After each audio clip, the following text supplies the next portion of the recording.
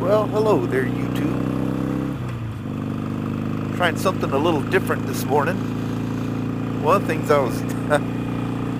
I was gonna do is challenge myself and see how many back roads I could take on the way to work today. The old cedar mill, looking crazy busy there. But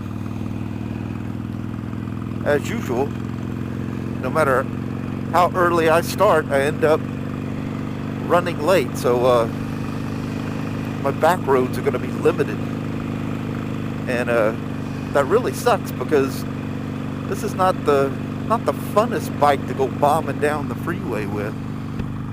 I mean, it does okay, but you know, it is a Sportster. You don't have that luxury cruising comfort, big shields and stuff you do with a Spider or a Road King or the old Venture. But the other thing I'm trying new here is I'm using the Hero 4 with the Cena audio pack just to see if because of the wind noise that I get with the Iron, if this doesn't reduce some of the wind noise, because the Cena audio pack does a good job, and the 20S does a good job of noise reduction. It's not as extreme as the SMH10, which was great for conversation, but I thought for motovlogging it muted too much of the bike out. And like a XXX Deadhead, he would actually run a secondary audio and pick up the bike. I don't know if he's still doing that now with the 20S, because it does such a good job of balancing all that out. But anyway,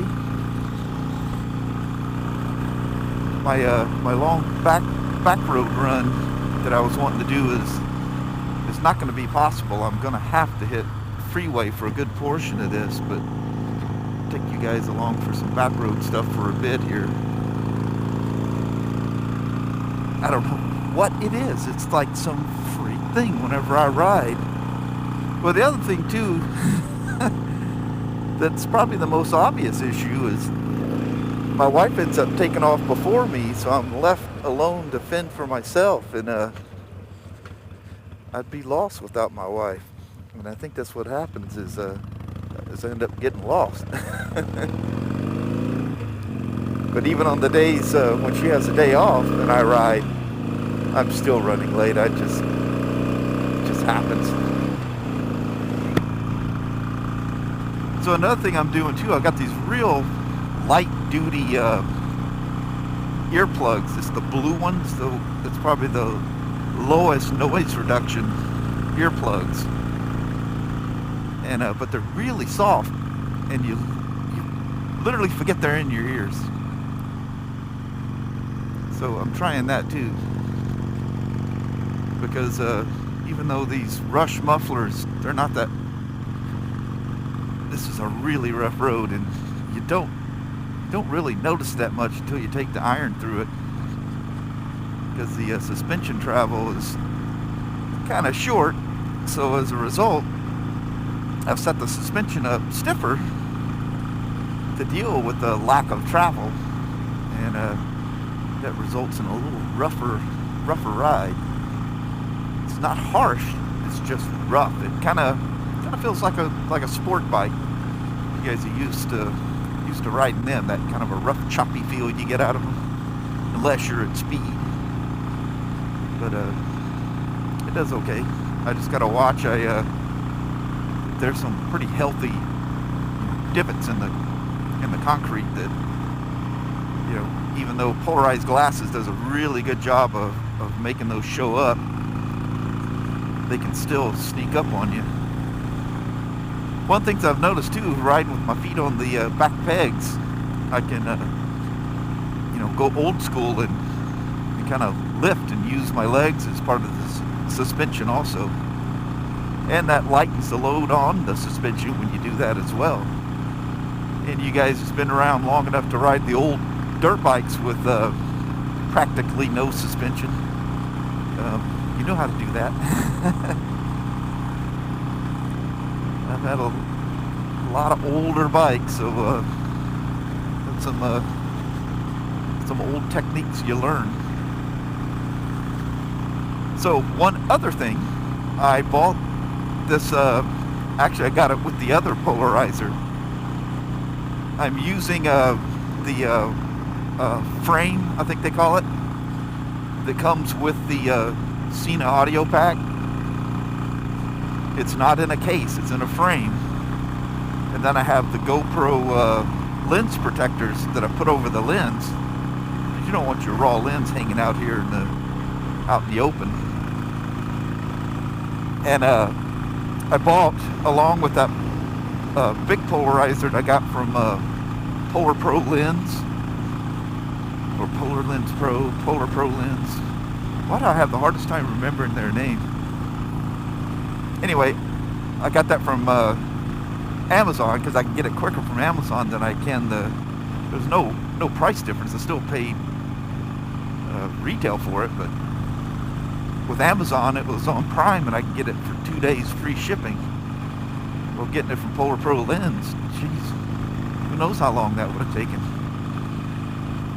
But I also found on Amazon these, I say it's rough, you can hear it in my voice, I'm sure, but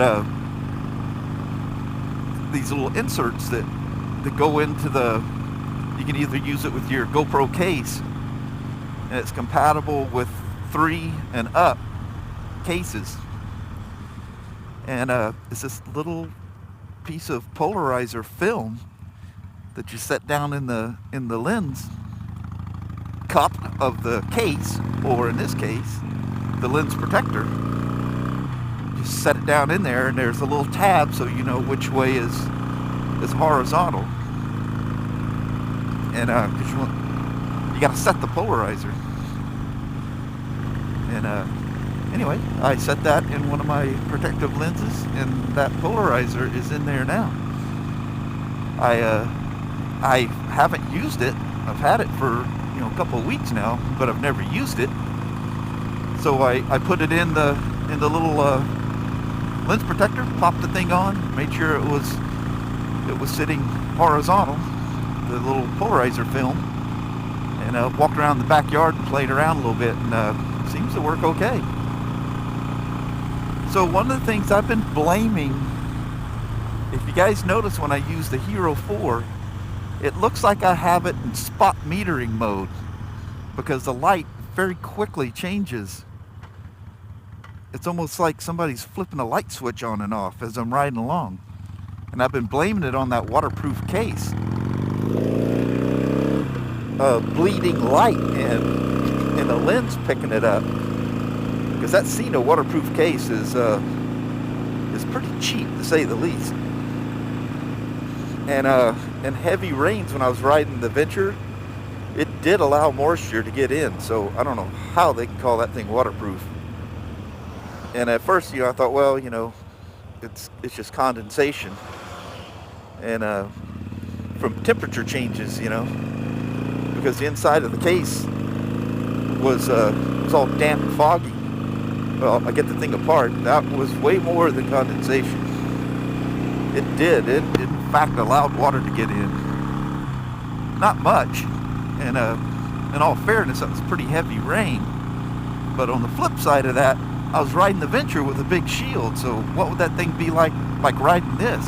I would get blasted right in the face with the rain for sure.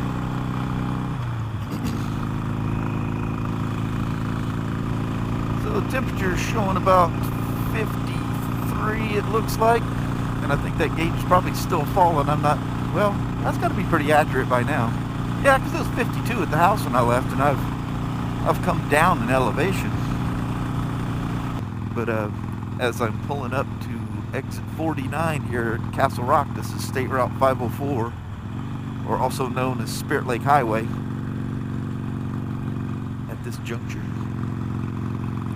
I man, oh, if I got a green light here, I'm gonna roll through. I'm gonna mess with the camera. Oh, Jeep.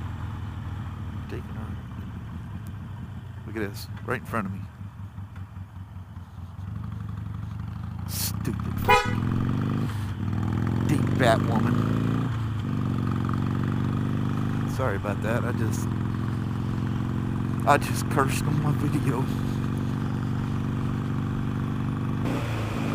I'm gonna just kind of hammer down here, and I'm gonna make it up to headquarters, which is only about a mile or so away here, and I'm gonna bust out some freeway miles here. As Baker X Derek would say, I'm gonna bust out some freeway ropes. I love that guy. Anyway, we'll talk to you guys later. See ya. Bye-bye now. Hello there, YouTube. So I've been meaning to do this quite a bit because this was brought up once. Going 75 miles an hour. He's slowing down now. But we're going up a pretty substantial hill here. And for a while there, I was following him at about 77. Just loafing along, going uphill. So I keep meaning to turn the camera on when I'm following these guys like 80 miles an hour and stuff like that. Because several people says all trucks in the United States are speed governed at 65. I can assure you, and I mean assure you, they are not all speed governed.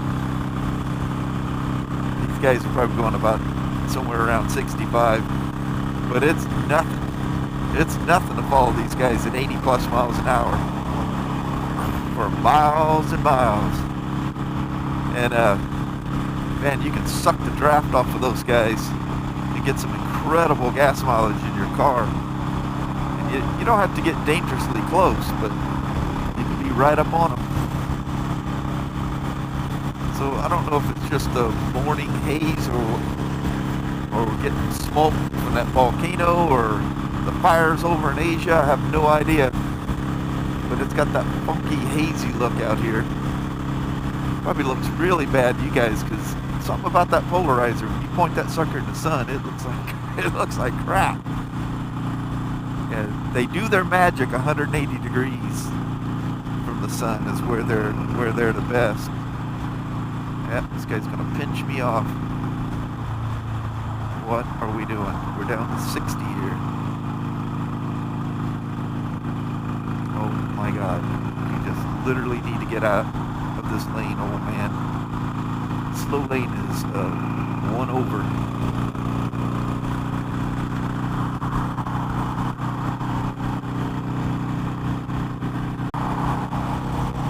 Hello there, YouTube. So this is something I don't think I've ever done before.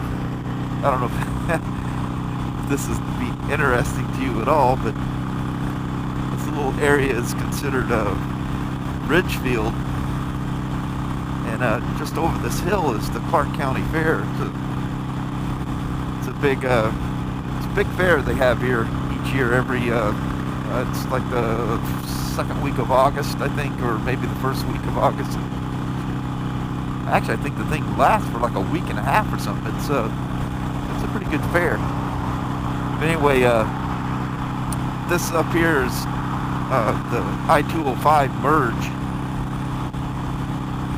and I've filmed coming off of 205 on the I-5, but I've never filmed the other direction. So right here off to my right is the Clark County Fair area, and you'll have the part of my voice that is really choppy concrete right here. Anyway, it doesn't look like much looking out there now, but when it's going on, it's huge. But a huge complex. But just ahead of me, 7 miles to be exact, is the Oregon border. And you cross over the Columbia and you are in Portland. And these right 2 lanes will merge on the 205. You can see that sign. So, as boring as this may be, and I'm gonna roll you into this. You know, the speed limit is actually 60 through here.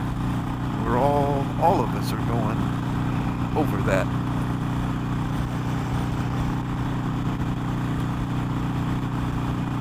we go. Are you ready for it? Here comes 205. Hold on now. Here we go. Whee! Wasn't that exciting? Did that not just make your day?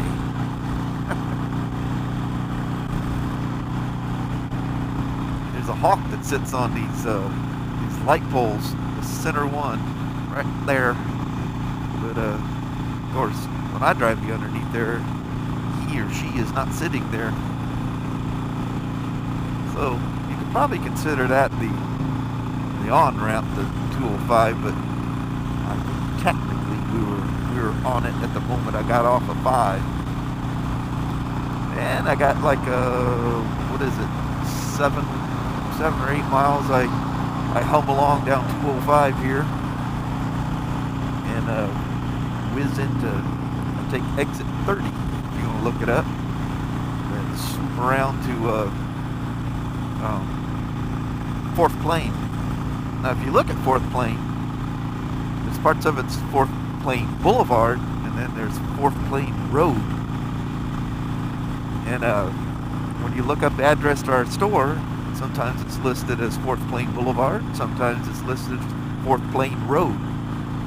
The difference? I have no idea. Boy, they got some heavy patrols going on this morning. I've seen more staters this morning than I've seen in quite a while. There's another one sitting right there. I've seen people pulled over. I've seen them hide. Just before I turned the camera on, I passed an SUV that was sitting under an overpass, sitting there all nice and sneaky. But I was going like 72 and a 70, so didn't even bat an eye at me. This little crossroad right here, they'll sit right there a lot too. You learn these little places where they frequent, and you just need to pay attention to your speed, which you guys know I tend not to, but the reality is when I'm on the freeway I do quite a bit, and especially like now I'm getting into the city. It's very important you pay attention to your speed, both for safety reasons obviously, and for your financial well-being. So this is 63rd Avenue, I think it is, or I'll look at the sign here. This is the road I go across when I take the little test rides. Like I was checking the 63rd Street, Northeast 63rd. That's the road I go up when I go up into that neighborhood, and I turn into the neighborhood, and then I loop around and come back. I don't know how much of that footage I used when I took the people on the nice folks for the ride on the FC07 and FC09. And inside the trees right there is Orchards Park. That's the park I drive next to. So this is all in that area. You get that certain RPM. You actually pick up a little vibration with this little thing. Back to the old front pegs. Gotta have my my shifter brake controls handy. Look at this, I'm still in 5th gear. Look how far we go in 5th gear.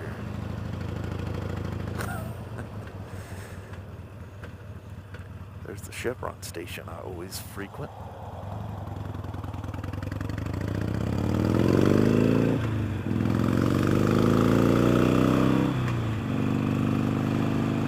Big old Best Western right there. Whew, that was I ended up taking way more freeway than I planned, because I was actually going to, I don't know how I'll work all this in, but I was actually going to challenge myself and see how far I could take back roads to work. If this light stays green, I'll go straight. If it changes, I take a right and loop around down by the McCord or Vancouver Toyota and RV. Man, that is one of the largest RV sales places I have ever seen. And last time I rode through there, I I noticed off to the left there's actually a camping area. So I'm sure Vancouver RV is probably providing that as a service or something. I'm not quite sure. Is there a pretty Indian sign if that's not contrasted out of the picture, which it probably is? Hey, 250 Rebel. Oh, so we have made it to Pro Caliber Motorsports in Vancouver.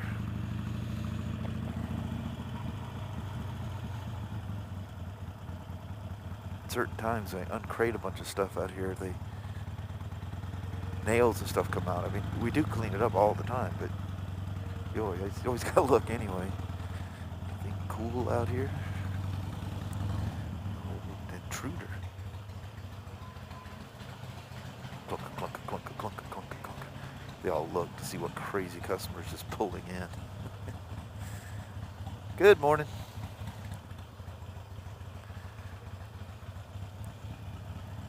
We'll just land her right over here. How about that? All right, guys and gals, I'm out. We'll see ya.